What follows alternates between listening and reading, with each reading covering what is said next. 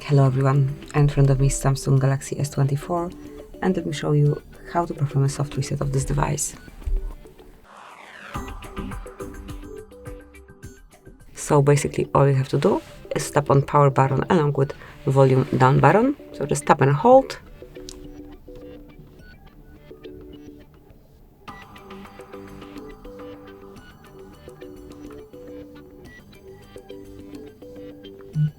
And once you feel a smooth vibration and also see the logo, you can remove fingers from button, and within a couple of seconds your device will be rebooted and you will be able to use it smoothly in a normal way.